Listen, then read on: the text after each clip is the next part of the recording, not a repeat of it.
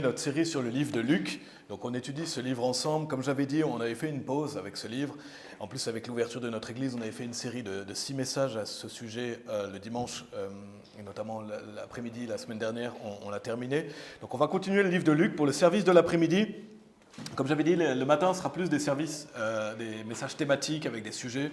L'après-midi sera plus une étude biblique. Alors que ce soit à travers le livre de Luc, qu'on va continuer, et possiblement des fois on arrêtera, on fera une pause dans le livre de Luc pour faire une série, mais voilà, dépendant de comment on avance. Mais là, on va continuer le livre de Luc pendant quelques temps. J'aimerais qu'on avance ensemble. On en est au chapitre 5. Et si vous vous rappelez, si vous étiez présent pour Luc chapitre 5, la partie 1, on avait vu la notion du fait d'être pêcheur d'hommes. On a étudié plusieurs notions, simplement je vous les rappelle. On avait étudié le fait que le Seigneur Jésus est avec nous dans l'incertitude, le doute et la difficulté, on avait vu ça. On avait vu également le fait que Dieu peut faire beaucoup avec le peu qu'on lui donne. On avait vu l'importance de l'humilité dans la vie chrétienne. On avait vu aussi que la Bible enseigne « Suivez-moi et je vous ferai pécheurs d'hommes ». Donc dans le passage de Luc qu'on vient de lire, le Seigneur Jésus avait dit, Jésus dit à Simon « N'aie pas peur, désormais tu attraperas des hommes ». On avait étudié cette notion-là d'être pécheur d'hommes, qui est quoi, le fait d'aller évangéliser, d'aller prêcher l'évangile, de gagner des âmes, et le fait qu'on doit tous être pécheurs d'hommes, ou continuer à l'être si on le fait déjà, devenir si on ne l'est pas. Amen. Et c'est ce qu'on avait vu vraiment dans la première partie. Aujourd'hui, on va finir le passage dans lequel, justement, Luc chapitre 5, partie 2. On va voir aussi le passage où Jésus fait une guérison miraculeuse. Et on avait fini par ça d'ailleurs. On en était au verset 15 si vous voulez y aller. Toujours dans Luc chapitre 5. Et gardez quelque chose dedans. On étudie Luc chapitre 5 ensemble. On va y aller, on va y retourner si vous avez quelque chose à mettre dedans ou votre bulletin. Donc on avait fini par le verset 15. C'est un passage dans lequel le Seigneur Jésus fait une guérison miraculeuse. Ça représente clairement le salut. Et au verset 15, après, il était dit « Mais sa renommée se répandit de plus en plus de tous côtés, et de grandes multitudes s'assemblaient pour l'entendre et pour être guéris par lui de leurs infirmités. » On en était resté là. Aujourd'hui, on va étudier à partir du verset 16 jusqu'à la fin du chapitre, donc jusqu'au verset 39. J'ai donné un titre au message. Le titre du message, c'est « Seulement le Seigneur Jésus-Christ peut pardonner nos péchés ». Et je pense que c'est un thème qu'on voit clairement dans ce passage-là. Il n'y en a qu'un qui peut pardonner nos péchés, c'est le Seigneur Jésus-Christ. C'est un titre général parce qu'on va voir plusieurs notions à travers ce chapitre et plusieurs versets, mais pour moi, c'est quelque chose qui ressort clairement de ce passage. Donc on en était au verset 16. On avait fini avec le verset 15. Commençons avec le verset 16 dans Luc chapitre 5. On relit le verset 16 si vous voulez bien. C'est là où on en était. Il est dit « Et il se retira dans le désert et priait ». Donc ça parle du Seigneur Jésus-Christ et c'est un concept qu'on retrouve dans plusieurs versets à travers les évangiles. Je vous cite des passages similaires où il est mention du Seigneur Jésus-Christ, mais assez rapidement. Dans Matthieu chapitre 14, au verset 23, il est dit « Et quand il eut envoyé les multitudes, il monta sur une montagne à part pour prier, et quand le soir fut venu, il était là seul. » Et Marc chapitre 1, verset 35, « Et le matin s'étant levé bien avant le jour, il sortit et partit dans un lieu solitaire, et là il pria. » Et donc dans Luc chapitre 5, au verset 16, il est dit « Et il se retira dans le désert et priait. » Donc c'est quelque chose qu'on retrouve à plusieurs reprises. Le Seigneur Jésus-Christ, il se retire et il prie. Que ce soit dans le désert, que ce soit seul. Et ce n'est pas un hasard s'il y a ce verset-là. Ça nous rappelle l'importance de se retirer et de prier. Et le Seigneur Jésus faisait ça. Il faisait ça, il se retirait et il priait. Et donc c'est important de toujours se rappeler ce concept de prendre le temps pour se retrouver seul et prier, n'est-ce pas ? Prendre le temps de se retrouver seul avec Dieu, parler à Dieu, prier, lui demander des choses. Le Seigneur Jésus a fait ça et il nous enseigne à faire ça. Clairement, le Seigneur Jésus nous enseigne à faire ça, la parole de Dieu nous dit de faire ça. N'oublions pas de faire ça, de prendre le temps, parce qu'on peut tendance à avoir oublié avec la frénésie des journées, les journées qui passent, les choses qu'on a à faire. N'oublions pas de prendre le temps pour prier seul. C'est bien de prier en famille, c'est bien de prier avec les frères et sœurs, c'est bien de prier en église, mais c'est aussi bien de prier tout seul, de se retrouver dans son intimité avec Dieu, de prier, de parler à Dieu. Et le Seigneur Jésus, il prenait le temps pour ça. Il est dit, il se retira dans le désert et priait. On a besoin d'aller vers Dieu dans la prière. Dans Hébreux chapitre 4, verset 16, je vais simplement vous lire, il est dit « Venons donc avec hardiesse vers le trône de grâce, afin que nous puissions obtenir miséricorde et trouver grâce pour aider au moment du besoin. » Donc on doit toujours garder ça à l'esprit. L'importance de la prière, et notamment de prier seul, de se retirer, de prier, de parler à Dieu. Prenons le temps pour ça, parce que parfois, dans la journée, on a beaucoup de choses à faire. Je ne sais pas pour vous, mais les journées passent à une vitesse rapide. Des fois, on dirait qu'il n'y a même pas assez d'heures dans la journée pour faire tout ce qu'on voudrait faire. Et ça paraît peut-être des fois contre-intuitif, ou de se dire, j'ai pas vraiment le temps, mais on doit prendre le temps. On On doit prendre le temps pour prier, on doit prendre le temps pour se retirer parfois. Et prenons le temps pour ça. Je crois que c'est bien, on a tous à progresser dans ce domaine, n'est-ce pas? Personne ne peut dire, moi je suis arrivé déjà, je prie suffisamment, personne ne prie suffisamment, parce que la Bible dit prier sans cesse. Donc oui, il y a des gens qui ont une bonne vie de prière, mais voilà, on veut continuer à le faire. Et je pense que Luc chapitre 5, verset 16 nous montre l'importance de faire ça.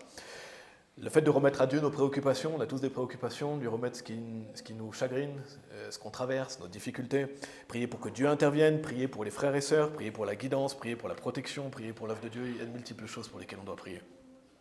Donc ça c'était Luc chapitre 5 verset 16. Regardez le verset 17, on continue dans Luc chapitre 5, il est dit « Il arriva un certain jour, pendant qu'il enseignait, que des pharisiens et des docteurs de la loi étaient assis là, lesquels étaient venus de chaque ville de Galilée, et de Judée, et de Jérusalem, et le pouvoir du Seigneur était présent pour les guérir. » Donc là on lit que le Seigneur Jésus était là, il enseignait, il guérissait, et on voit que les pharisiens le suivent. Clairement dans le passage, il est mentionné ici des pharisiens qui le suivent. Et on arrive dans l'histoire au verset 18.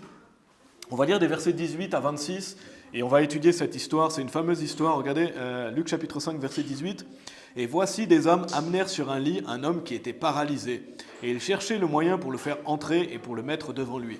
Et lorsqu'ils ne trouvèrent pas par quel côté ils pourraient le faire entrer à cause de la multitude, ils allèrent sur le toit et le descendirent à travers la couverture du toit avec son lit, au milieu devant Jésus. Et lorsqu'il vit leur foi, il lui dit « Homme, tes péchés te sont pardonnés. » Et les scribes et les pharisiens commencèrent à raisonner, disant « Qui est celui-ci qui dit des blasphèmes? Qui peut pardonner les péchés si ce n'est Dieu seul ?» Mais lorsque Jésus perçut leurs pensées, répondant, il leur dit « Que raisonnez-vous dans vos cœurs? Lequel est le plus facile de dire? Tes péchés te sont pardonnés ou dire lève-toi et marche? Mais afin que vous sachiez que le Fils de l'homme a le pouvoir sur la terre de pardonner les péchés, il dit à l'homme atteint de paralysie, je te dis, lève-toi et emporte ton lit et va dans ta maison. Et immédiatement il se leva devant eux et prit ce sur quoi il était allongé et partit à sa maison glorifiant Dieu. Et ils furent tous stupéfaits et ils glorifiaient Dieu et furent remplis de crainte, disant « Nous avons vu aujourd'hui des choses étranges. » Et c'est une fameuse histoire. On a cet homme paralytique qui va être amené devant le Seigneur Jésus-Christ. Il y a une guérison miraculeuse où le Seigneur Jésus va lui dire « Lève-toi et marche ». Il va être guéri physiquement, il va se lever et il va prendre son lit avec lui. Donc il y a une guérison miraculeuse de cet homme parce qu'il était paralytique. Ça veut dire qu'il ne pouvait pas marcher. Il est dit « Et le descendirent à travers la couverture du toit avec son lit ». Donc clairement, il est sur un lit, il ne peut pas se lever, il ne peut pas se mouvoir. On voit des personnes malheureusement qui ont des handicaps comme ça même aujourd'hui. Et après l'intervention du Seigneur Jésus, il est dit « Je te dis, lève-toi et emporte ton lit et va dans ta maison. » Verset 25. Et immédiatement, il se leva devant eux et prit ce sur quoi il était allongé et partit à sa maison glorifiant Dieu. Donc ça, c'est une magnifique histoire qui nous rappelle la compassion du Seigneur Jésus pour nous déjà. On voit clairement que le Seigneur Jésus a compassion de cet homme qui est sur un lit, qui ne peut pas se lever, n'est-ce pas? Et il va le guérir. Cet homme va se lever, il va marcher. Donc il y a cette guérison physique, il y a cet événement qui a eu lieu. Mais on va faire une application spirituelle parce qu'il y a beaucoup d'enseignements derrière cette histoire. Déjà, regardez au verset 18. Donc, faisons une application spirituelle de cette guérison physique. Il est dit « Et voici des hommes amenèrent sur un lit un homme qui était paralysé et ils cherchaient le moyen pour le faire entrer et pour le mettre devant lui. Et lorsqu'ils ne trouvèrent pas par quel côté ils pourraient le faire entrer à cause de la multitude, ils allèrent sur le toit et le descendirent à travers la couverture du toit avec son lit au milieu devant Jésus. » Donc ici, on peut clairement lire une représentation spirituelle du salut. C'est clair, c'est évident, et quasiment toujours, quand il y a une guérison physique, il y a une image du salut derrière. C'est quasiment à chaque fois qu'il y a une guérison miraculeuse, il y a un enseignement qu'on peut faire par rapport au salut. Derrière une guérison physique, il y a l'image du salut. Mais la première chose qu'on peut noter, c'est que pour que quelqu'un soit guéri spirituellement, il faut absolument amener la personne devant Jésus. Quelqu'un ne peut pas être guéri spirituellement si on ne l'amène pas devant le Seigneur Jésus-Christ, n'est-ce pas? Personne ne peut être sauvé sans le Seigneur Jésus-Christ. On doit amener les personnes devant le Seigneur Jésus-Christ pour obtenir cette guérison spirituelle, donc le pardon des péchés, parce qu'on est mort spirituellement à cause de nos péchés. Avant d'être vivant, on passe de la mort vers la vie parce qu'on est mort spirituellement. Allez dans Éphésiens chapitre 2, si vous voulez bien. Et c'est le passage qu'on apprend ensemble, donc ça tombe bien. Éphésiens chapitre 2, ça fait partie de ce passage-là, mais regardez au verset 5, et c'est ce qu'on explique aux gens, voilà, il faut naître de nouveau, il faut croire au Seigneur Jésus-Christ pour être sauvé, parce que quand on n'est pas sauvé, on est mort spirituellement. Il y a un âge où l'enfant prend conscience qu'il est pécheur, et le péché prend vie, et on meurt spirituellement, et on a besoin du Sauveur, du Seigneur Jésus-Christ. Éphésiens chapitre 2, verset 5, il est dit, c'est-à-dire lorsque nous étions morts dans les péchés, nous a vivifiés ensemble avec Christ, par grâce vous êtes sauvés. Donc avant d'être sauvés, on est mort dans nos péchés. Notre esprit est mort. Donc si on meurt, on va en enfer. Et quand on prend conscience qu'on est pécheur, dépendant des âges, sûrement dépendant des enfants, on meurt spirituellement. Et on a besoin d'être vivifié. Et comment, et tournez dans Colossiens, vous êtes dans Éphésiens, allez dans Colossiens si vous voulez bien, comment on peut être vivifié spirituellement par le Seigneur Jésus-Christ. Il est dit, nous a vivifiés ensemble avec Christ. Il n'y a pas d'autre moyen d'être vivifié.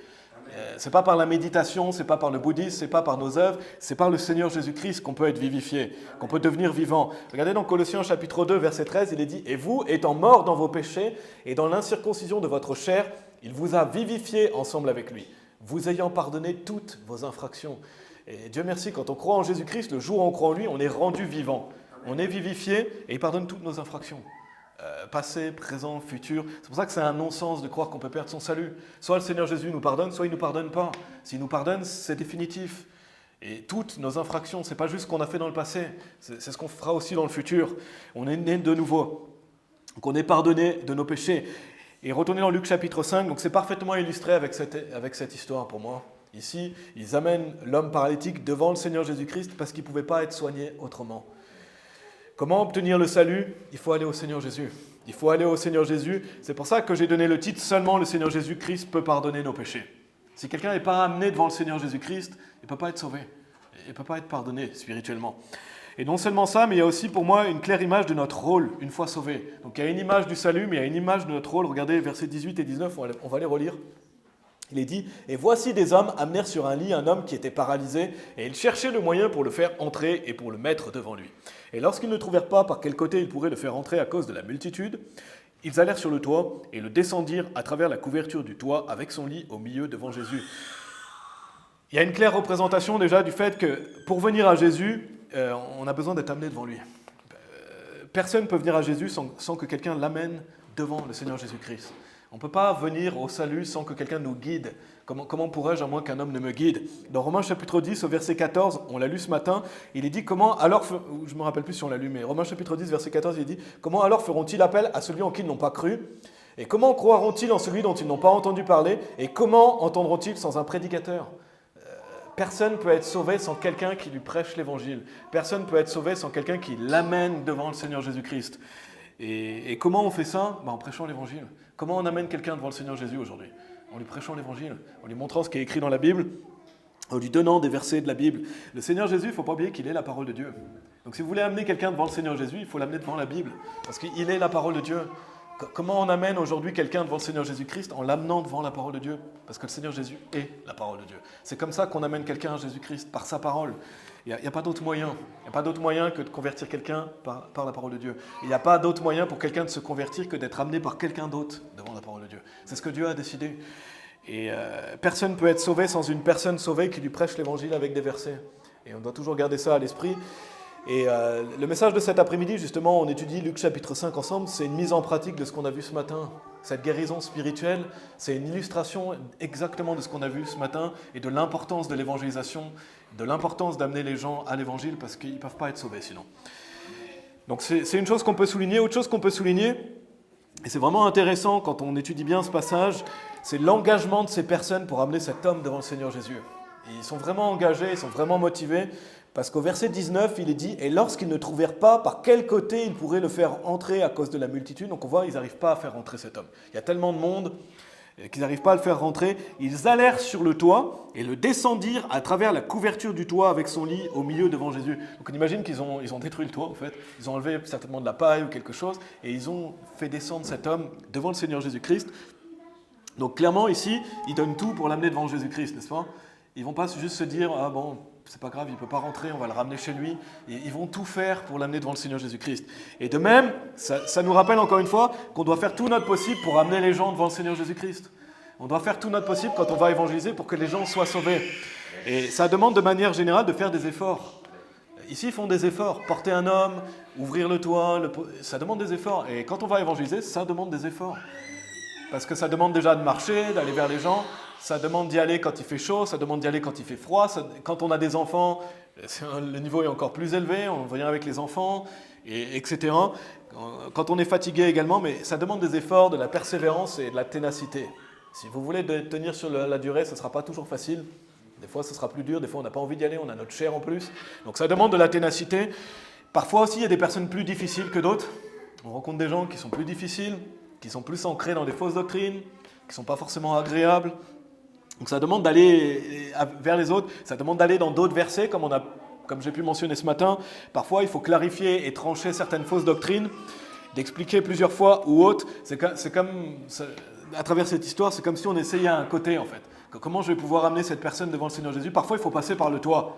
Parfois, il faut aller montrer plusieurs fois à la personne, faire des efforts. Comme cet homme, et ils n'ont pas laissé tomber. Et des fois, ça demande de la persévérance pour que quelqu'un se convertisse.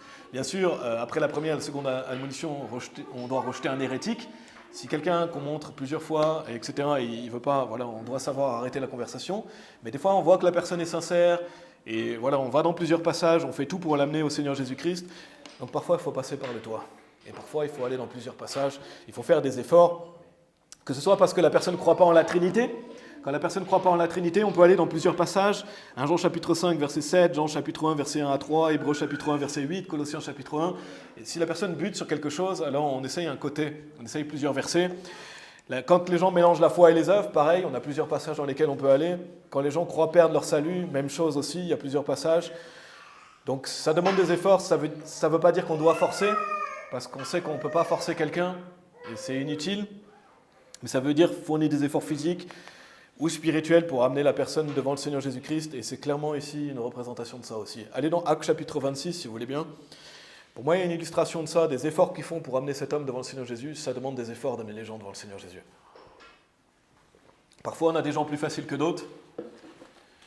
Mais parfois, on a des gens plus difficiles. Mais quoi qu'il arrive, ça demande l'effort déjà d'y aller, d'ouvrir sa bouche, de fournir des efforts.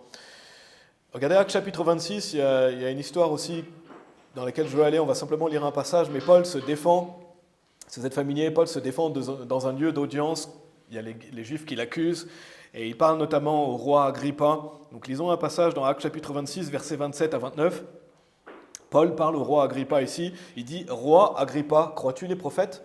Je sais que tu crois. » Alors Agrippa dit à Paul « Tu me persuades presque d'être un chrétien. » Et j'aimerais bien savoir si on va retrouver Agrippa au ciel. Est-ce qu'il a été sauvé par la suite?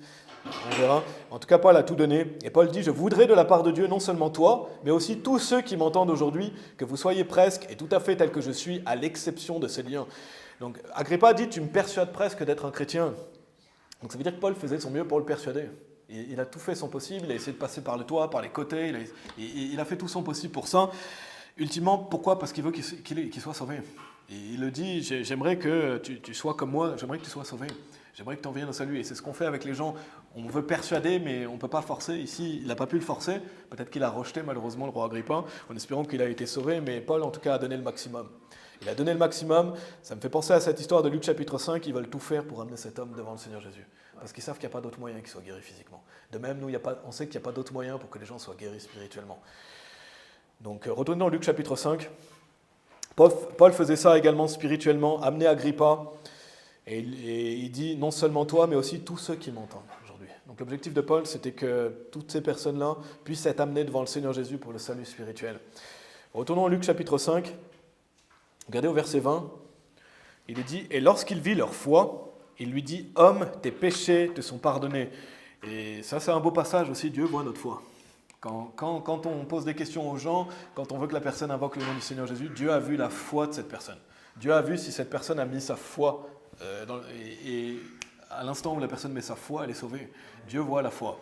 Et Dieu voit notre foi. Quand quelqu'un invoque le nom du Seigneur, Dieu voit sa foi. Donc c'est Dieu qui, bien sûr, sait si la personne a vraiment cru. Nous, on a tout fait notre possible pour l'amener devant le Seigneur Jésus. On lui a fait demander le salut, et Dieu a vu sa foi. Si elle est sauvée, Dieu a vu sa foi. Si quelqu'un place sa foi, ses péchés sont pardonnés. Et ça, c'est vraiment un miracle de la guérison spirituelle. Si on était présent, on verrait cet homme se lever, on serait émerveillé, on se réjouirait, il y aurait de quoi. Mais c'est même encore mieux que quelqu'un soit sauvé spirituellement. On ne voit pas, mais c'est ce qui se passe dans le spirituel. Autre chose que je veux souligner, regardez au verset 21. Malheureusement, toujours, quand on fait des œuvres pour Dieu, il y a des ennemis. Et les ennemis essayent de discréditer l'œuvre de Dieu. Regardez au verset 21, il dit « Et les scribes et les pharisiens commencèrent à raisonner, disant « Qui est celui-ci qui dit les blasphèmes? Qui peut pardonner les péchés si ce n'est Dieu seul ?» Mais lorsque Jésus perçut leurs pensées, répondant, il leur dit « Que raisonnez-vous dans vos cœurs ?» Et ça, c'est rassurant de savoir que le Seigneur Jésus sait tout ce que les gens pensent dans leur cœur. parce que quand voilà, les gens ici, le Seigneur Jésus, il n'est pas étonné, il savait déjà ce qu'ils pensaient dans leur cœur. Donc on peut avoir confiance en Dieu, que Dieu nous protège, on peut avoir confiance en Dieu, que Dieu voit ce qu'on pense, ce qu'on fait, etc. Et on doit toujours se le rappeler également. Dieu voit les œuvres qu'on fait, mais ici, quand on fait des œuvres, quand des œuvres sont faites, il y a toujours des gens qui veulent discréditer. Et il faut le marquer, il y a toujours des gens qui veulent discréditer, détruire, se moquer. Pour nous, ça peut prendre forme de différentes manières. On pourrait prendre différents exemples, mais des personnes qui vont nous dire qui vous dit qu'ils sont vraiment sauvés. Qui vous dit qu'ils sont vraiment sauvés, ces gens à qui vous avez prêché l'évangile? Oh, est-ce que vous croyez vraiment que vous sauvez des âmes? Des gens qui peuvent dire ça, est-ce que vous croyez vraiment que ça marche? Il y a des gens qui vont dire l'évangélisation, ça ne fonctionne pas, c'est pas ça qui fonctionne, il faut faire un stage de 6 semaines, prêcher l'évangile à la personne, etc. Et il y a toujours des gens, et même parfois c'est des frères et sœurs malheureusement, parce qu'eux ne le font pas, ils essayent de trouver un moyen ou un autre d'essayer de discréditer ce que vous faites, parce qu'eux savent qu'ils ne le font pas, donc ils essaient de se justifier eux-mêmes en se disant ça ne fonctionne pas vraiment. Et ça ne marche pas vraiment, ou ils ne sont pas vraiment sauvés, etc. Mais ça peut aussi être des personnes pendant qu'on évangélise. On le sait quand on évangélise. Il y a des gens qui peuvent nous dire, qui vous dites que vous avez la vérité. Pourquoi vous avez la vérité, pas quelqu'un d'autre?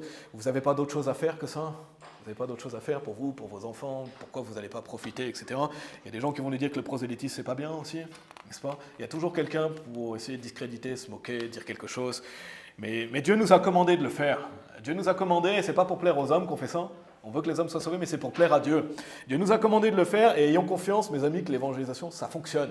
Ça fonctionnait, ça fonctionnera toujours. Amener quelqu'un devant le Seigneur Jésus-Christ, c'est comme ça qu'on peut faire pour que quelqu'un soit sauvé. Donc ayons confiance que ça fonctionne, n'écoutons pas les gens qui essayent de nous discréditer, moquer ou quoi que ce soit. Continuons à le faire. Eux, ils ont tout donné pour que l'homme soit amené devant le Seigneur Jésus. Ils ont tout donné pour ça. Ils avaient confiance, ultimement, ils avaient confiance que le Seigneur Jésus pouvait le guérir. S'ils ont fait tous ces efforts, c'est qu'ils avaient confiance que le Seigneur Jésus pouvait le guérir. Et c'est la même chose pour nous. Ayons confiance que quand on amène quelqu'un devant le Seigneur Jésus, devant la parole de Dieu, la personne peut être sauvée. Si elle croit, elle va être sauvée. On peut avoir confiance dans le pouvoir de la parole de Dieu. Donc c'est une belle histoire pour illustrer ça. Et ça nous rappelle aussi qu'il y a des ennemis, il y a des gens qui essayent de discréditer et de détruire l'œuvre de Dieu, mais Dieu est avec nous. Regardez au verset 23. Il est dit, lequel est le plus facile de dire tes péchés te sont pardonnés, ou dire lève-toi et marche. Mais afin que vous sachiez que le Fils de l'homme a le pouvoir sur la terre de pardonner les péchés, il dit à l'homme atteint de paralysie, je te dis lève-toi et emporte ton lit et va dans ta maison. Donc je crois ici que le Seigneur Jésus dit, ce serait plus facile de dire tes péchés te sont pardonnés que lève-toi et marche. Pour moi, c'est ce que je comprends ici. Pourquoi? Parce qu'il pourrait dire tes péchés te sont pardonnés, les gens ne verraient pas physiquement, spirituellement, ils ne verraient pas. Par contre, s'il lui dit lève-toi et marche, là, ils vont voir quelque chose. Et donc, quelque part, ce serait plus facile à dire. C'est comme si nous, on pouvait le dire à quelqu'un, mais on sait que le Seigneur Jésus, lui, peut le dire légitimement. Mais si quelqu'un pourrait dire ça, voilà, n'importe qui, entre guillemets, pourrait dire ça. Et d'ailleurs, il l'accuse de blasphème. Donc, il ne croit pas qu'ils peuvent réellement faire ça. Donc, le Seigneur Jésus dit ça, et on sait qu'il a le pouvoir de pardonner les péchés. Et on sait que ce n'est pas quelque chose de facile à dire, parce que nous, on ne pourrait pas le faire. C'est le Seigneur Jésus qui pourrait le faire. Mais là, il dit, c'est plus facile à dire que lève-toi et marche, parce que s'il dit lève-toi et marche, les gens vont le voir physiquement. Les gens vont le voir physiquement, et il leur dit, voilà, si vous voyez ça, vous pouvez savoir que le Fils de l'homme, il a le pouvoir de pardonner les péchés. Parce que ça, c'est spirituel. L'autre guérison, elle est physique. On ne peut pas voir physiquement le pardon des péchés de quelqu'un, par contre, on peut voir que cet homme est guéri physiquement. Et en plus, lui, il l'accuse de blasphème. Vous voyez ce que je veux dire? Le Seigneur Jésus guérit cet homme afin de montrer qu'il a le pouvoir de pardonner les péchés. Il leur dit, voilà, j'ai ce pouvoir de pardonner les péchés, mais lequel est plus facile à dire? Et afin que vous sachiez que le Fils de l'homme a le pouvoir de pardonner les péchés, il dit à l'homme, lève-toi et marche, ce qui montre qu'il a le pouvoir de pardonner les péchés. Parce qu'en plus, ils sont en train de dire, Dieu seul peut faire, et on sait qu'il est Dieu. Et il prouve que le Seigneur Jésus-Christ fait ça il est Dieu, et Dieu fait chair. Mais c'est une image physique, il prouve qu'il est Dieu, c'est une image physique de ce qui se passe spirituellement quand on croit au Seigneur Jésus-Christ également. C'est une image de quand on croit au Seigneur Jésus-Christ, on se lève, on devient vivant, on était mort. On était mort spirituellement, quand on croit en Jésus-Christ, on se lève et on marche réellement. On marche, et auparavant on était mort dans nos péchés, en fait on était comme dans un lit de mort spirituel. On est dans un lit de mort spirituel, cet homme il est dans un lit de mort physique, entre guillemets, il ne peut pas se lever, il ne peut pas marcher par lui-même, mais quand il place sa confiance en Jésus-Christ, il se lève et il marche. Et c'est la même chose spirituellement. C'est pour ça que j'ai appelé le message « Seulement le Seigneur Jésus-Christ peut pardonner nos péchés », parce que c'est le seul qui a le pouvoir de pardonner nos péchés et de nous sauver. Amen. Et il est le seul sauveur et il était le seul espoir de cet homme paralytique, comme il est le seul espoir de chaque être humain. Il faut que chaque être humain arrive devant le Seigneur Jésus-Christ, croit au Seigneur Jésus-Christ par la foi, et il peut se lever spirituellement. Il est quelque part relevé d'entre les morts. Donc il y a cette image, et il y a une image de l'évangélisation aussi. J'en ai parlé juste avant.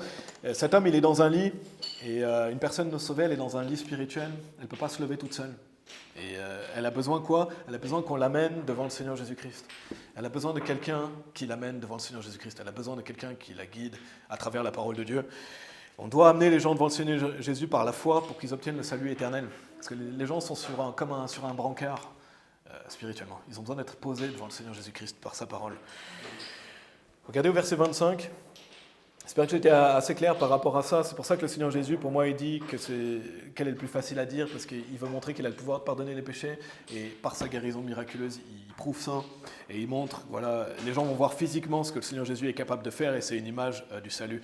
Verset 25, il est dit, et immédiatement il se leva devant eux, et prit ce sur quoi il était allongé, et partit à sa maison, glorifiant Dieu, et ils furent tous stupéfaits, et glorifiaient Dieu, et furent remplis de crainte, disant, nous avons vu aujourd'hui des choses étranges. Donc c'est intéressant, immédiatement il se lève. Comme quelqu'un qui invoque le nom du Seigneur Jésus, immédiatement il se lève spirituellement, il est sauvé. C'est immédiat. Quelqu'un qui croit en Jésus-Christ, immédiatement il est sauvé. Et il se lève spirituellement et son esprit est sauvé. Et ils sont stupéfaits, et on peut comprendre. Vous voyez un homme paralytique, il se lève d'un coup, il prend son lit, il rentre chez lui, on aurait de quoi être stupéfait. Et il glorifie Dieu pour ça, il glorifie Dieu, et je suis sûr qu'il y a des gens qui ont cru à ce moment-là. Pour moi, il semble que cet homme a été sauvé à ce moment-là aussi, parce qu'il lui dit tes péchés te sont pardonnés. Donc peut-être que cet homme aussi à ce moment-là a eu le salut spirituel. En tout cas, il y a une image du salut spirituel, et c'est une magnifique histoire qui montre le pouvoir divin du Seigneur Jésus, et le fait qu'il est Dieu. Et donc l'importance d'amener les personnes à Jésus-Christ pour le pardon des péchés. Et le pardon des péchés, il est immédiat et définitif. Verset 27, et après ces choses, il sortit, on continue l'histoire, et vit un publicain nommé Lévi, assis au poste de douane, et il lui dit « Suis-moi ».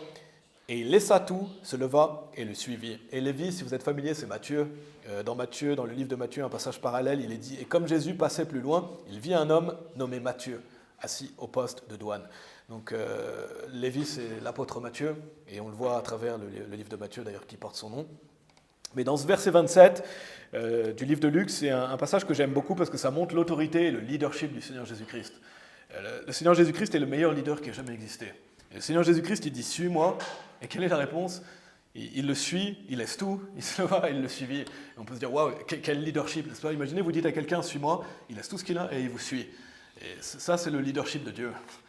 Et il est le meilleur leader qui soit, c'est le Seigneur Jésus-Christ. Et ça montre son leadership.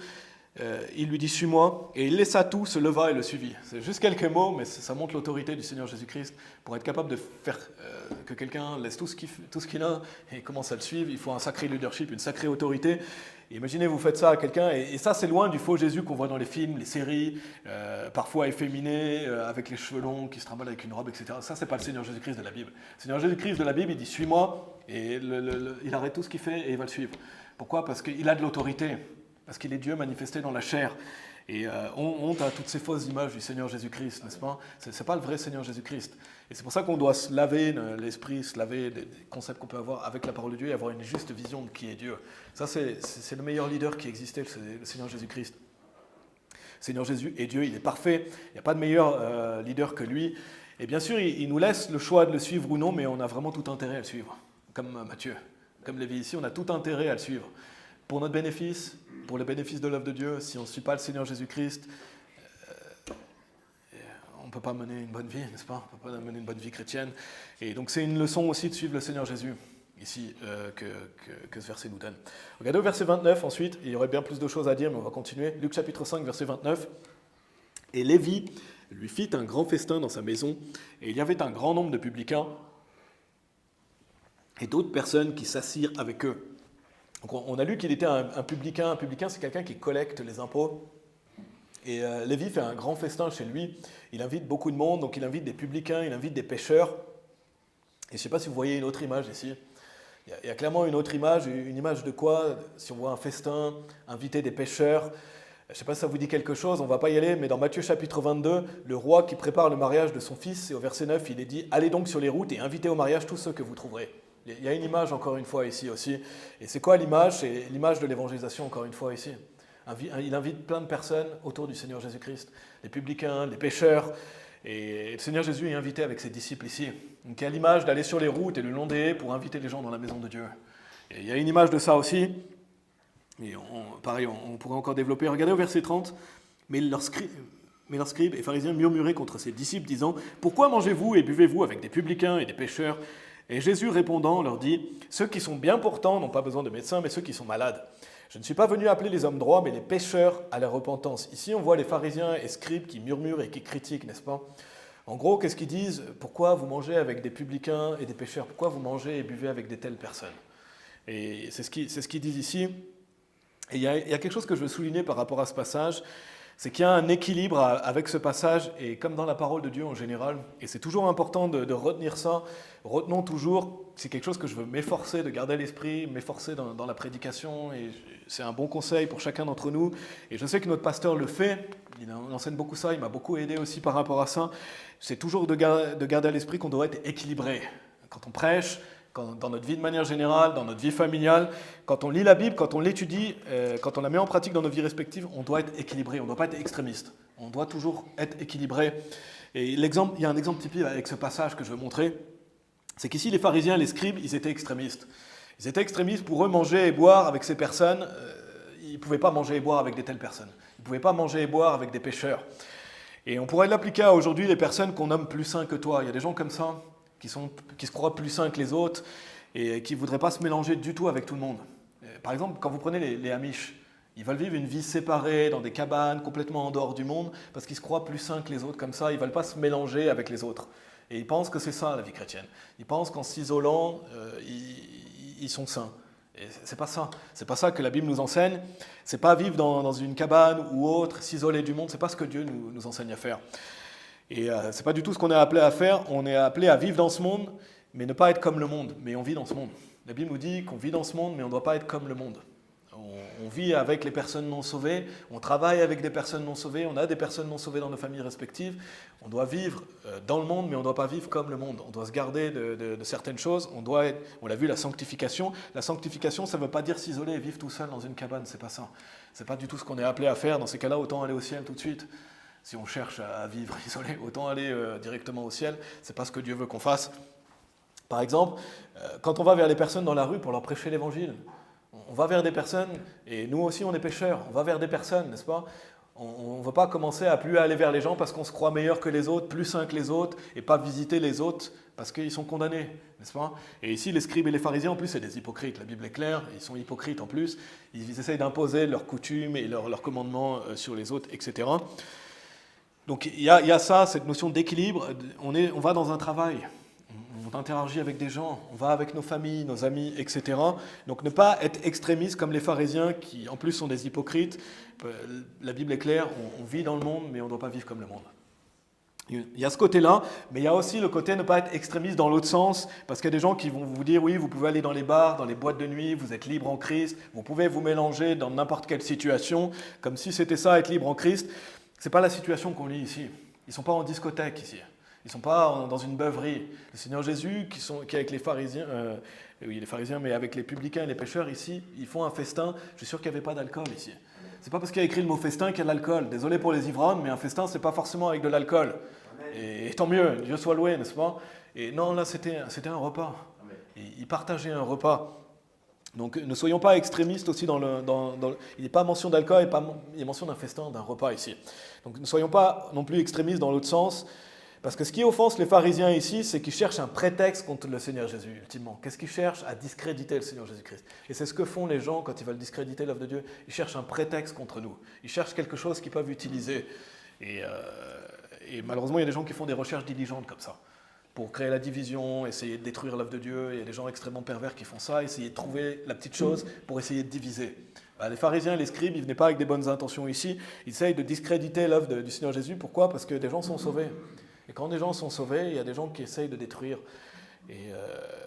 Donc ici, les personnes présentes qui sont des publicains et des pécheurs, on pourrait dire c'est des personnes non sauvées. Ou des personnes qui viennent d'être sauvées, ou il y a des personnes sauvées qui ne vivent pas pour Dieu non plus et qui ont besoin de se détourner de certaines choses, notamment des péchés dits d'exclusion. Mais il n'est pas question d'aller dans l'extrémisme, de croire qu'on peut aller au bar, aux boîtes de nuit pour évangéliser. Ce n'est pas ce qui est dit ici.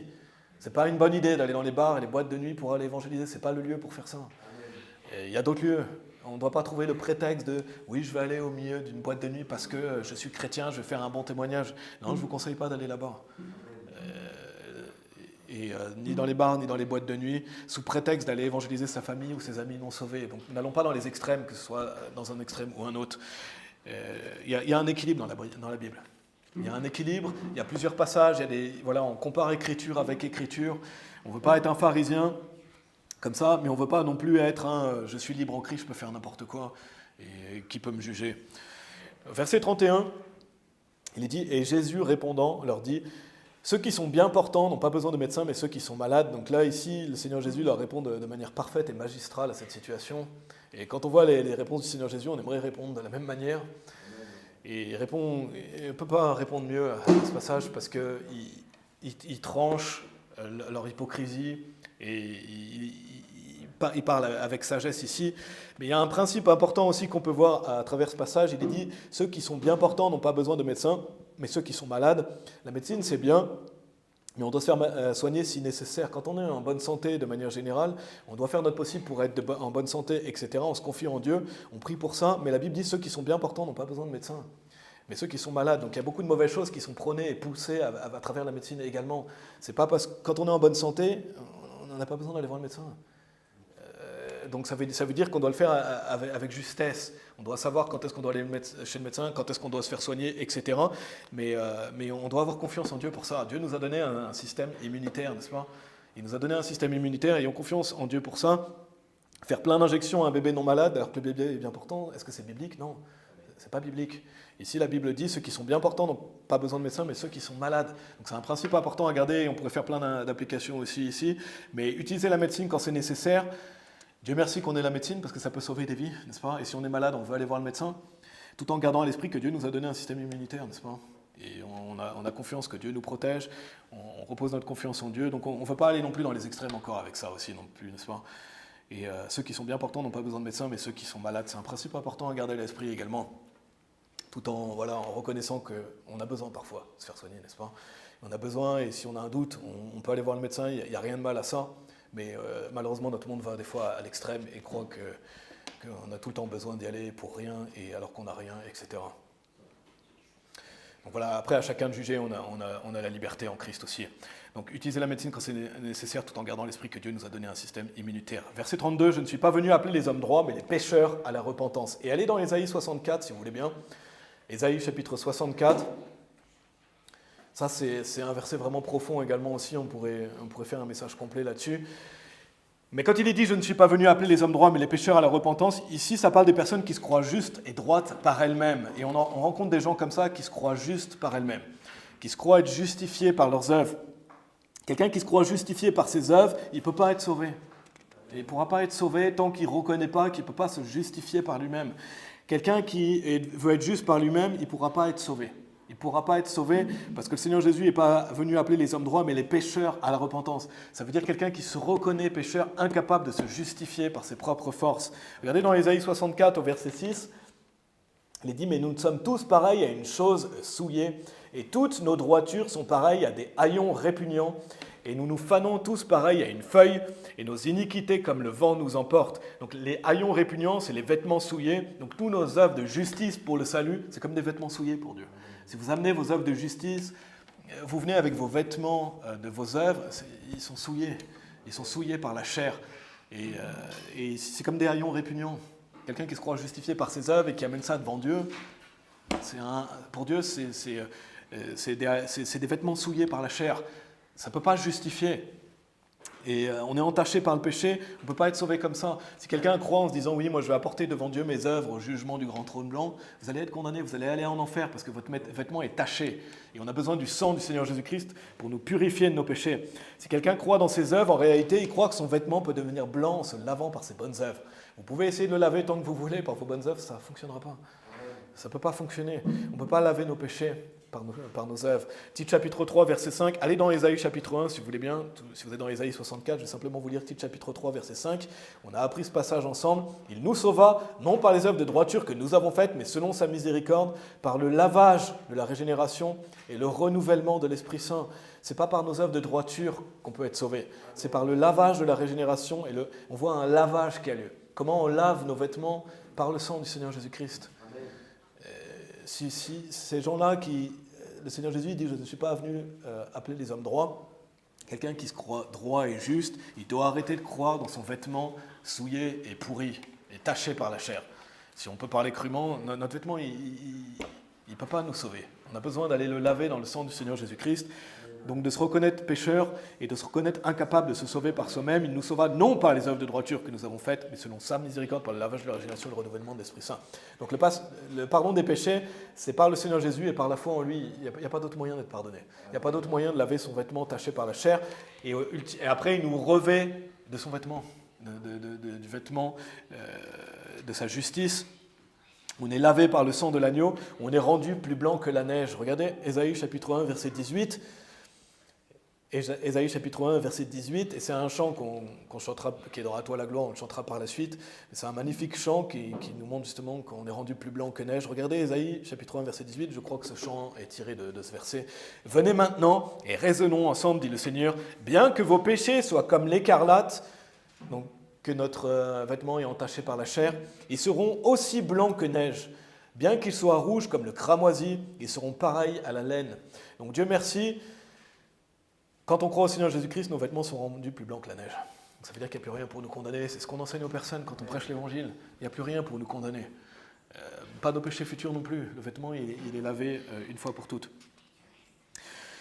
Donc dans Luc chapitre 5, verset 32, il est dit « Je ne suis pas venu appeler les hommes droits, mais les pécheurs à la repentance. » Dieu nous dit qu'on ne peut pas se justifier. Et on ne pourra pas être sauvé tant qu'on ne reconnaît pas qu'on ne peut pas se justifier par soi-même. Et la repentance ici, donc quand il est dit « mais les pécheurs à la repentance », se repentir pour le salut, c'est se repentir de ses œuvres mortes, donc justement se repentir de croire dans son vêtement souillé, de sa propre justice, se repentir de ça et croire au Seigneur Jésus-Christ.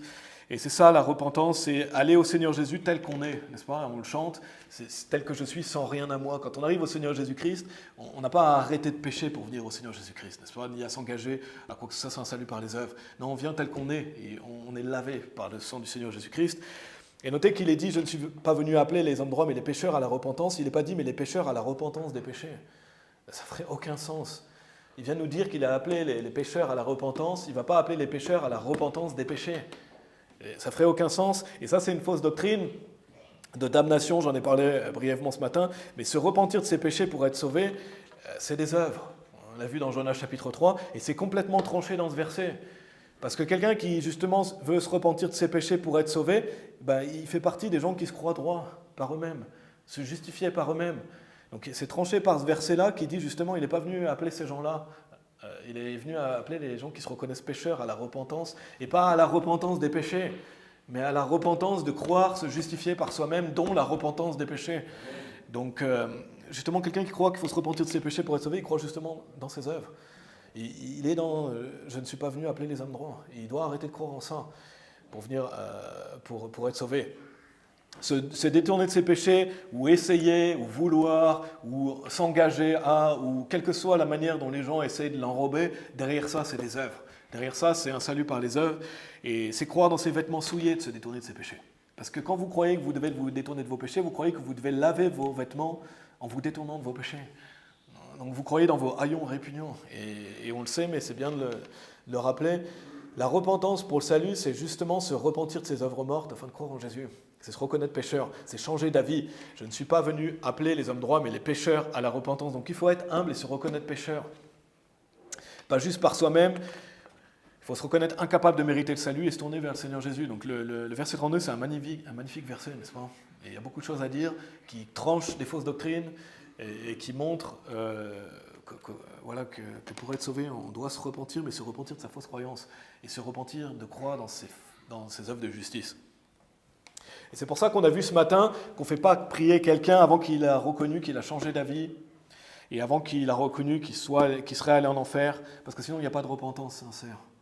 Si quelqu'un ne croit pas qu'il serait allé en enfer, il ne s'est pas repenti de sa fausse croyance. Il se croit toujours juste par lui-même. Donc c'est pour ça qu'on insiste sur ça, et c'est pour ça que ça c'est la repentance justement. Oui, j'ai changé d'avis, je reconnais que je serai allé en enfer, maintenant je veux être sauvé. Verset 33, c'était le verset 32, verset 33.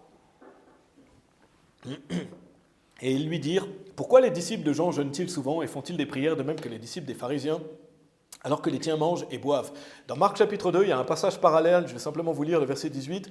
Et les disciples de Jean et des pharisiens avaient l'habitude de jeûner, et ils vinrent et lui dirent, pourquoi les disciples de Jean et des pharisiens jeûnent-ils, mais tes disciples ne jeûnent pas? Donc ici, c'est les disciples de Jean le Baptiste et les pharisiens qui ont l'habitude de jeûner qui lui posent cette question. Et regardez au verset 34. Et il leur dit, pouvez-vous faire jeûner les enfants de la chambre nuptiale pendant que l'époux est avec eux? Mais les jours viendront où l'époux leur sera retiré et ils jeûneront en ces jours-là. Donc dans les passages parallèles, je vous ai lu Marc chapitre 2, je vais simplement vous les relire aussi rapidement. Mais dans Matthieu chapitre 9, il est dit, et Jésus leur dit, les enfants de la chambre nuptiale peuvent-ils être en deuil tant que l'époux est avec eux? Et dans Marc chapitre 2, il est dit, aussi longtemps qu'ils ont l'époux avec eux, ils ne peuvent pas jeûner. Donc clairement ici, le Seigneur Jésus parle de sa mort à venir. C'est lui l'époux, et c'est lui qui va être retiré. Ici, quand il dit « Pouvez-vous faire jeûner les enfants de la chambre nuptiale pendant que l'époux est avec eux ?» L'époux, c'est le Seigneur Jésus-Christ. Et qui sont les enfants de la chambre nuptiale? Si vous faites quelques recherches, c'est assez évident que c'est les amis de l'époux. Les enfants, ici, ça ne parle pas d'enfants, ça parle des amis. Quand il est dit, c'était des traditions, les enfants, vous pouvez chercher sur Internet, les enfants de la chambre nuptiale, qu'est-ce que ça signifie? Ça signifie les amis de l'époux. Ici, donc, il est dit le Seigneur Jésus-Christ et les amis de l'époux, donc c'est ses disciples, en fait. C'est ses disciples ici, quand il dit, et il leur dit, pouvez-vous faire jeûner? On pourrait dire les disciples, pendant que l'époux est avec eux, pendant que le Seigneur Jésus est avec eux. Il n'y a pas de raison qu'ils jeûnent tant que le Seigneur Jésus est avec eux, parce que le Seigneur Jésus est encore là. Mais quand l'époux leur sera retiré, alors oui, il y aura de quoi jeûner, et c'est ce que le Seigneur Jésus ici nous dit, parce qu'il est encore là. Donc ils festoient, ils se réjouissent, parce que le Seigneur Jésus est encore avec eux ici. Mais un jour il sera ôté, et à ce moment-là, oui, alors il leur dit, ils jeûneront en ces jours-là, parce que le Seigneur Jésus va mourir. Pour moi, c'est ce que veut dire ce passage-là. Ensuite, on va aller dans la parabole. On va finir justement le chapitre, Luc chapitre 5, à travers le verset 36. On va aller jusqu'au verset 39. On va étudier un peu ça, qu'est-ce que ça signifie. La parabole, déjà, le début, il est dit au verset 36. Et il leur dit aussi une parabole. Personne ne met une pièce d'un vêtement neuf à un vieux vêtement. Autrement, le neuf déchire le vieux. Et la pièce prise du neuf ne s'accorde pas avec le vieux. Et quelque chose que je veux souligner, si vous faites quelques recherches par rapport à ça, j'en ai fait, ça se vérifie physiquement. Je ne sais pas si vous saviez, mais on ne peut pas mettre une pièce d'un vêtement neuf à un vieux vêtement, parce que sinon ça le déchire. Et je vais vous lire quelque chose que j'ai noté à ce sujet-là. Et pour moi, quand on lit des passages comme ça, et quand on étudie ça et qu'on voit ça, on se dit « Waouh, la Bible est vraiment merveilleuse » parce qu'elle a déjà dit des réalités physiques, en fait, auxquelles peut-être qu'on ne connaît pas, mais c'est une vérité physique aussi. Je vais vous lire justement des notes que j'ai prises par rapport à ça. Quand on met une pièce de tissu neuf sur un vieux vêtement, il y a plusieurs problèmes qui apparaissent. Donc si vous faites de la couture, ce n'est pas une bonne idée. Mettez pas une pièce d'un vêtement neuf sur un vieux vêtement, parce que le tissu neuf rétrécit. Un tissu neuf non lavé rétrécit au lavage. Le vieux vêtement, lui, a déjà rétréci. Et quel sera le résultat? Le morceau neuf tire sur le vieux tissu. Il y a une différence de résistance. Le tissu neuf est plus solide, le vieux tissu est usé et fragile. Résultat, la tension se fait sur le vieux tissu et il se déchire. Donc c'est une bonne expérience à faire, mais quand vous faites des recherches, vous voyez que ce n'est pas une bonne idée de coudre du neuf sur du vieux, parce que ça n'améliore pas le vêtement, ça aggrave la déchirure et ça rend le vêtement encore plus abîmé. Ce n'est pas quelque chose que je l'avais entendu, mais j'ai dû faire des recherches pour bien comprendre cette réalité physique, mais on comprend pourquoi la Bible dit ça. Parce que c'est une réalité physique, ce n'est pas une bonne idée de faire ça. Et derrière ça, bien sûr, il y a une leçon de couture, mais il n'y a pas qu'une leçon de couture, il y a une réalité spirituelle que le Seigneur Jésus nous donne derrière. Pour en revenir à la parabole de Luc chapitre 5, spirituellement, il y a un lien entre ce qu'il vient de dire déjà et le fait que l'époux sera ôté. Donc c'est dans un contexte, il vient de dire que l'époux sera ôté, donc en parlant du Seigneur Jésus, ça représente l'ancienne et la nouvelle alliance. Ça représente clairement l'ancienne et la nouvelle alliance. On en a parlé la semaine dernière, le Nouveau Testament prend forme avec la mort du testateur. Je vais vous relire, on l'avait vu dans Hébreux chapitre 9, car là où un testament est, il doit aussi de nécessité avoir la mort du testateur. Donc pour qu'un testament prenne forme, il faut la mort du testateur. Donc ici, dans le contexte, bien sûr, c'est le Seigneur Jésus-Christ qui a donné sa vie pour nous. Et Hébreux chapitre 8, verset 13, il est aussi dit, « Puisqu'il dit une nouvelle alliance, il a rendu la première désuète. Or, ce qui se détériore et devient vieux est prêt à disparaître. » Donc quand il est dit en Luc chapitre 5, verset 36, et il leur dit aussi une parabole, personne ne met une pièce d'un vêtement neuf à un vieux vêtement, autrement le neuf déchire le vieux, et la pièce prise du neuf ne s'accorde pas avec le vieux. Allez dans Matthieu chapitre 27, si vous voulez bien regarder quelque chose dans Luc chapitre 5, ça parle de l'ancienne et la nouvelle alliance ici. Il donne une réalité physique, d'une réalité spirituelle. Quelque chose que je veux souligner, c'est que le vieux a été déchiré. Le vieux a été déchiré, l'ancienne alliance a donné place à la nouvelle alliance, et il y a cette histoire dans la Bible que quand le Seigneur Jésus-Christ rend l'esprit, le voile est déchiré. Regardez dans Matthieu chapitre 27, versets 50 à 51. Matthieu chapitre 20, et un homme n'aurait pas pu imaginer de telles choses. Quand vous lisez ça, vous voyez que la parole de Dieu, elle vient de Dieu. Ces passages-là, ça renforce notre foi, parce qu'on ne peut pas écrire des choses aussi merveilleuses, avec des liens aussi précis.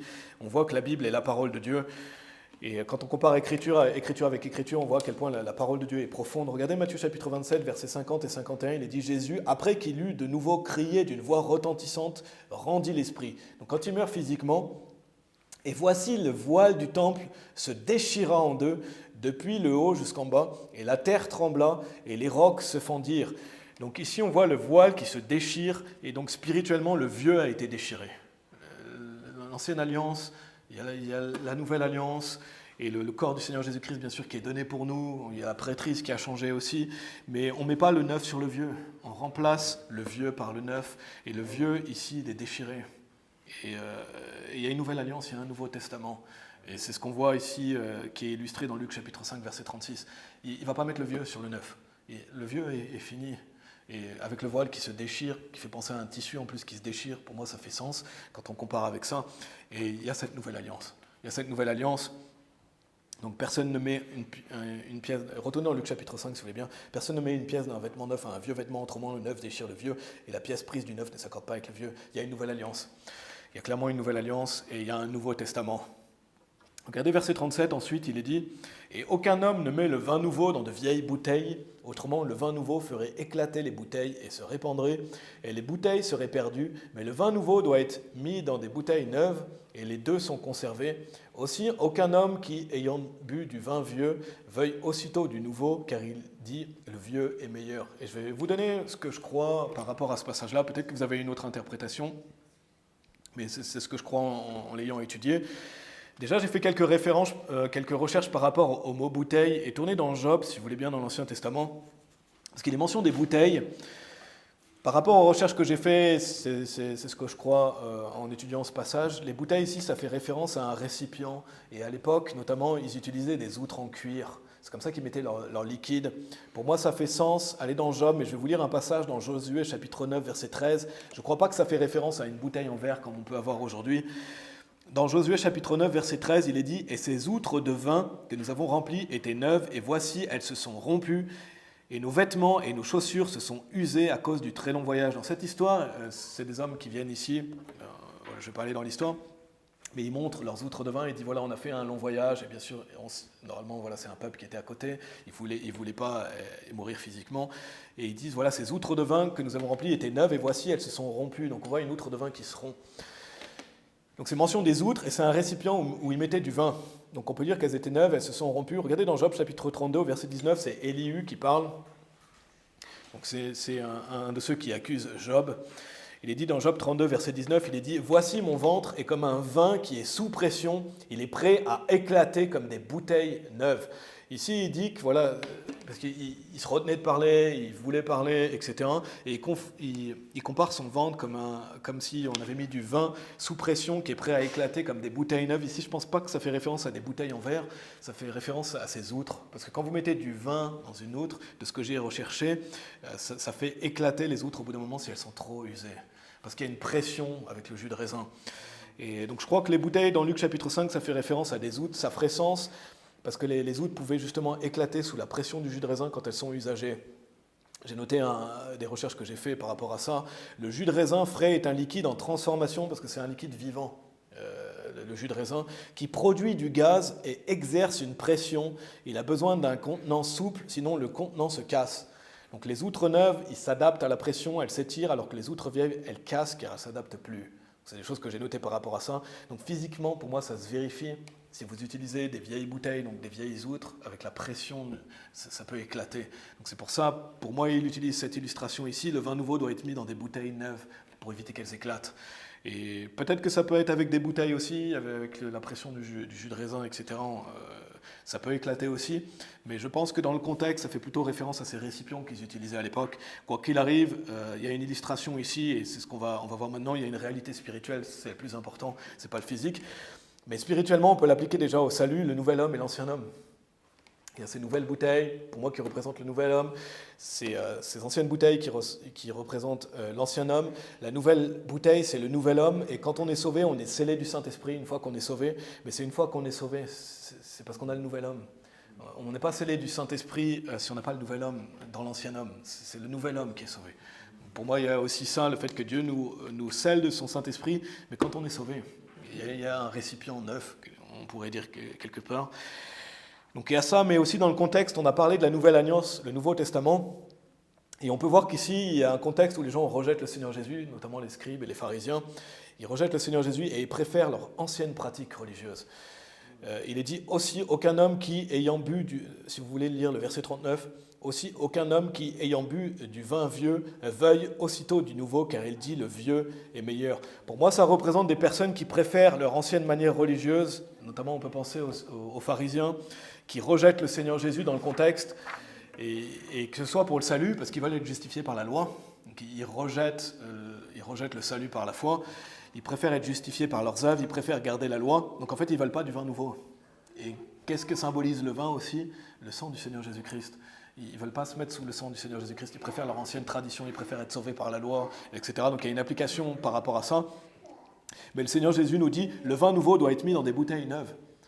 Et de même, on ne peut pas ajouter le Seigneur Jésus à sa plus ou moins longue liste d'œuvres pour le salut. Vous ne pouvez pas rajouter le Seigneur Jésus-Christ en vous disant « Oui, moi je crois en Jésus-Christ, mais en même temps je dois rajouter telles œuvres, ceci, cela. » Comme ça, au moins j'assure la chose.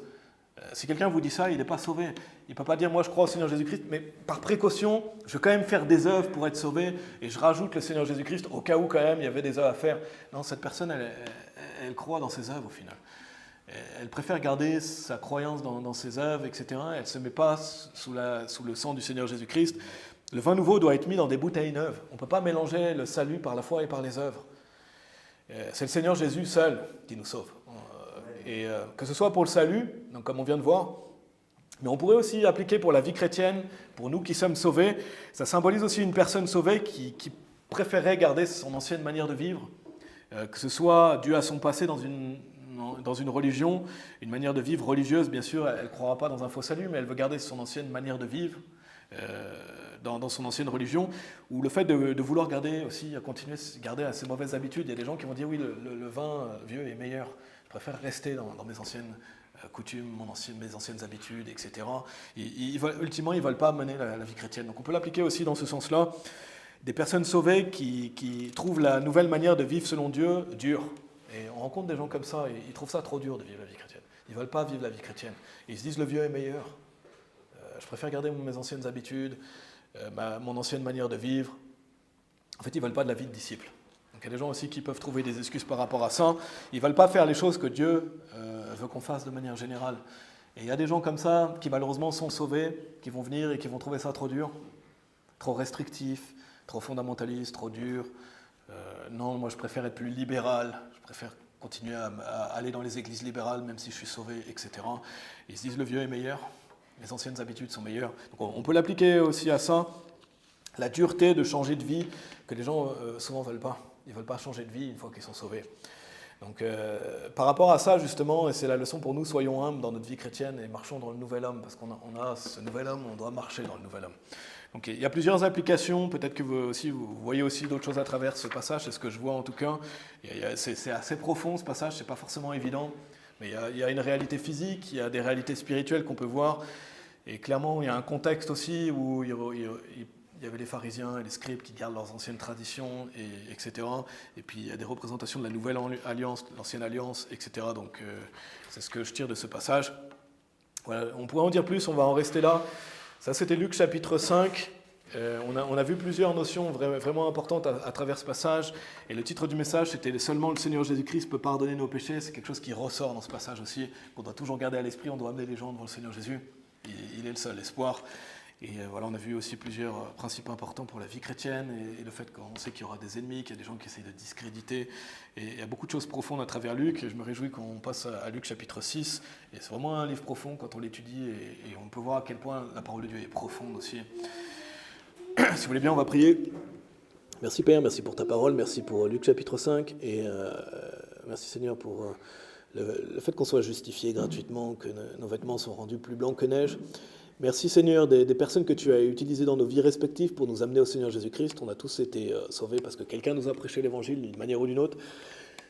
On prie que tu bénisses et protèges ces personnes, Seigneur, et on prie pour faire la même chose, Seigneur. Continue à le faire et voilà, comprendre cette importance et d'amener les personnes devant le Seigneur Jésus-Christ par la parole de Dieu, par l'évangile. Et aujourd'hui, on a vu 2 messages reliés à ça, mais voilà, à travers les évangiles, il y a plein d'images spirituelles du salut. Pourquoi ? Parce que c'est notre œuvre principale à faire et c'est pas un hasard. On peut voir aussi beaucoup de bonnes doctrines à travers ce chapitre. Merci de nous donner sagesse, intelligence pour bien comprendre ta parole, pour qu'on puisse bien continuer à travers ce livre de Luc et apprendre à travers ce voyage avec le Seigneur Jésus-Christ. On prie pour ça, on prie pour un bon retour de chacun d'entre nous par la suite et qu'on puisse bien évangéliser la semaine prochaine, Seigneur, ça puisse être réceptif et fructueux et qu'on puisse revenir dans ta maison, Seigneur, le dimanche prochain. On prie au nom de Jésus-Christ. Amen.